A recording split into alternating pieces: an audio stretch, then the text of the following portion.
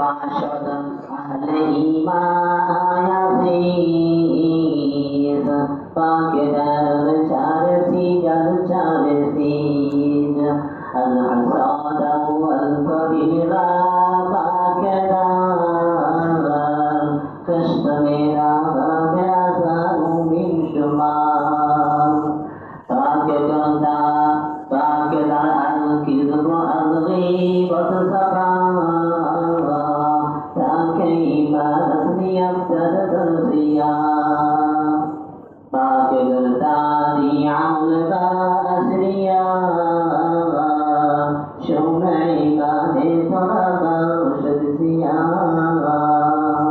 جوش ثمرة باقي ثاني أزهرا مرد إيمان البشي والسلام الكتاب إيسي بالباشر شريف أنا دار ثاني بابي زيد الكلام طلعنا والإخلاص نيست روحي مرادك صلاة كبير যারা হচ্ছে মাহবুব অর্জন করলে হচ্ছে মাহবুব যাদের দিয়ে যাইব তারা আল্লাহ তৈরি জান্নাত অর্জন করে সুবহানাল্লাহ এই জন্য হচ্ছে মাহবুব তারপর জন্মের জন্য চেষ্টা করুন একমাত্র সাথে কাজগুলো করবো একমাত্র মাওলাকে খুশি করার জন্য এখন আমি যদি হজ করি না ধনী হওয়ার পরেও হজ করি না হজ ছেড়ে দেই তাহলে ক্ষতি হবে কি কিভাবে অসুবিধাটা হবে কি এই অসুবিধার প্রতি বিষয়ে আলোচনা করতে গিয়ে রাসূল হাদিসের মধ্যে বলছেন যে ব্যক্তি হজ করা এরপরে হজ করবে না অর্থ আছে সম্পদ আছে শক্তি আছে এরপরে সে হজ করবে না কি হবে কি রাসূল বলছেন যে ফাল ইউমি ইনশাআল্লাহ ইয়াহুদিয়ান আও ইনশাআল্লাহ রিজাল সে ইহুদি হইয়া বড় নাসারা হইয়া বড় এটা আমার কোনো কিছু আসে যায় না তাই এই কথাটা রাসূল যে বলছে এটা অত্যন্ত একটা গুরুত্বপূর্ণ বিষয় যে রাসূল উম্মতের জন্য এত উন্নতি না তাবুকের প্রান্তে যখন রাসূলকে আঘাত করা হইল শরীর দিয়ে রক্ত ঝরতেছিল ওই সময় গায়ে রক্তগুলা শরীরে মাখানি শুরু করলেন যেমন জমিনে না লাগে ফেরেশতা এসে বলল যে রাসূল আপনি ঘটেন শুরু করেন একটু ঘরে এটাকে ধ্বংস করে দিন এবারে পাহাড়ের করে দাঁড়িয়ে পিছে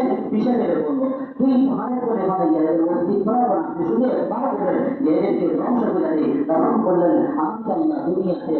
রহমত স্বরূপ পাঠিয়েছেন মানে আমি তো ভোট করার জন্য না কেন আজকে ইসলাম গ্রহণ করছে না এদের সন্তান গ্রহণ করলে এর সন্তান গ্রহণ না করলে এদের পরবর্তী ইসলাম পরবর্তী সন্তানরা ইসলাম গ্রহণ করবে ভোট গ্রহণ যাবে না দেখেন এই কষ্টের সময় রাসূল ভোটটা দিচ্ছেন না উম্মতের জন্য ভোট দিয়েছিলেন আসলে মানুষের অবস্থা যখন হবে সকলেই শুধু ইয়া নফসি জপতে থাকবে তখন রাসূলের মুখের মধ্যে একটা শব্দ হবে ইয়া উম্মতি আল্লাহ আমার উম্মত আল্লাহ আমার উম্মত আল্লাহ আমার উম্মত আল্লাহ আমার উম্মতকে হেফাজত করেন এই আলহামদুলিল্লাহ রাসূল উচ্চারণ করতে থাকবেন তাই কেমন দরদ হইলে কেমন মহব্বত হইলে কেমন আন্তরিকতা হইলে যেই সময়ে সন্তান বাবাকে ভুলে যাবে সন্তান মাকে ভুলে যাবে মা সন্তানকে ভুলে যাবে বাবা সন্তানকে ভুলে যাবে স্ত্রীকে ভুলে যাবে একজন আরেকজনকে দেখলে বলাইতে শুরু করবে ইয়াউমা ইয়াফিরুল মারউ মিন আখিহি ওয়া উম্মিহি ওয়া আবিহি একজন আরেকজনকে দেখে শুধু ভাবতেই থাকবে ঠিক সেই মুহূর্তে রাসূল বলতেছে কি ইয়া উম্মতি আল্লাহ আমার উম্মতের কি হবে আমার উম্মতের কি অবস্থা এই দয়ালু নবীর মুখ থেকে একটা শব্দ বেরিয়েছে এটা কি কম কষ্টে এটা কম গুরুত্বের জন্য রাসূল বলছেন হজ করার ক্ষমতা আছে সামর্থ্য আছে এরপরও সেই হজ করলো না রাসূল বললেন ইহুদি হইয়া মারা যাও নাসারা হইয়া মারা যায় এতে আমার কিছু আসে যায় না এই জন্য ভাই হজ যাদের উপর ফরজ দয়া কইরা আমরা আল্লাহর এই বিধানটা পালন করে নিলাম এই হজটা আমরা করতাম ঠিক এরপরে বিষয় হইল হজ করলে পরে লাভ হবে কি না করলে পরে লাভ হবে কি গেল এখন এই বিষয়টা হইল আমি যদি হজ করি এই হজটা কিভাবে করলে আল্লাহর কাছে গ্রহণযোগ্য হবে কিভাবে হজটা সম্পাদন করলে আপনার কাছে মকবুল হবে এই বিষয়টা আলোচনা করে শেষ দিয়ে দিব। দেখেন ভাই, প্রত্যেকটা ইবাদত নির্ভর করে ইখলাসের উপর। আমি হজ করব আপনার একমাত্র মাওলাকে খুশি করার জন্য। কারে খুশি করার জন্য ভাই?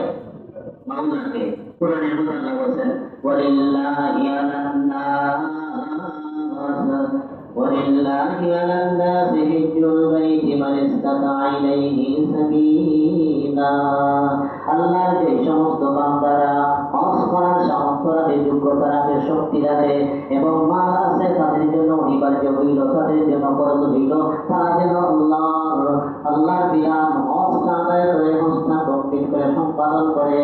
হজ করাটা অনিবার্য। এখানে লিল্লাহ ব্যবহার করছেন, লিল্লাহ আল্লাহর জন্য, লাম তখসিসের জন্য। এটা আরবি ব্যাকরণ। এবং ব্যাকরণ অনুপাতে লাম যদি তখসিসের জন্য হয় জানি, তো একমাত্র হজটা হবে আল্লাহর জন্য, আমার নামাজ হবে আল্লাহর জন্য, আমার রোজা হবে আল্লাহর জন্য, সবকিছু যখন একমাত্র আল্লাহর জন্য হবে, তখন আপনার হজটা গ্রহণযোগ্য হবে, আপনার ইবাদতটা গ্রহণযোগ্য হবে। এই সবটা রাসূলকে স্বয়ং আল্লাহ শিক্ষা দিয়ে বলেন, রাসূলকে আল্লাহ সম্বোধন করে বলেন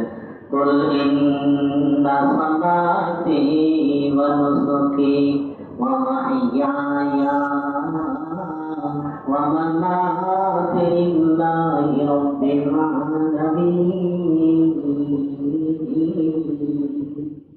আল্লাহ বলেন মুহাম্মদ রাসূলুল্লাহ সাল্লাল্লাহু আলাইহি ওয়াসাল্লাম বলেন, আমার নামাজ, আমার কুরবানি, আমার জীবন, আমার মরণ সবকিছু হইল একমাত্র আল্লাহর জন্য। তাই ভাই, আমার হজ হবে একমাত্র আল্লাহর জন্য, আমার নামাজ হবে একমাত্র আল্লাহর জন্য, আমার রোজা হবে একমাত্র আল্লাহর জন্য,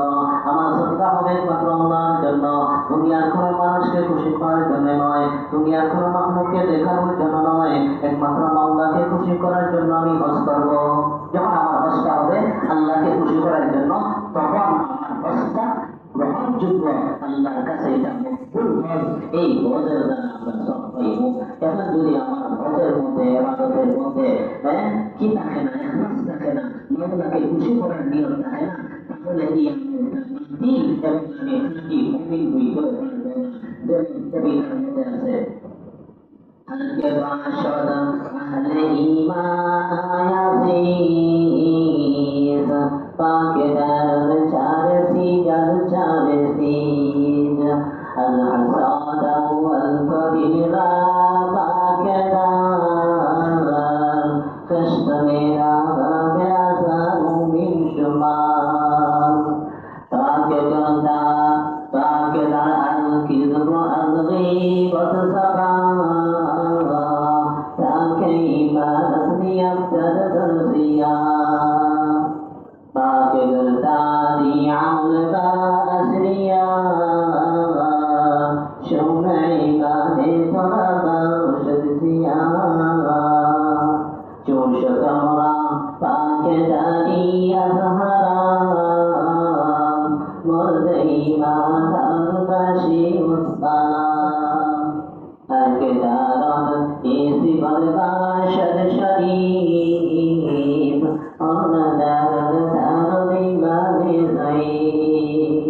Al-Quran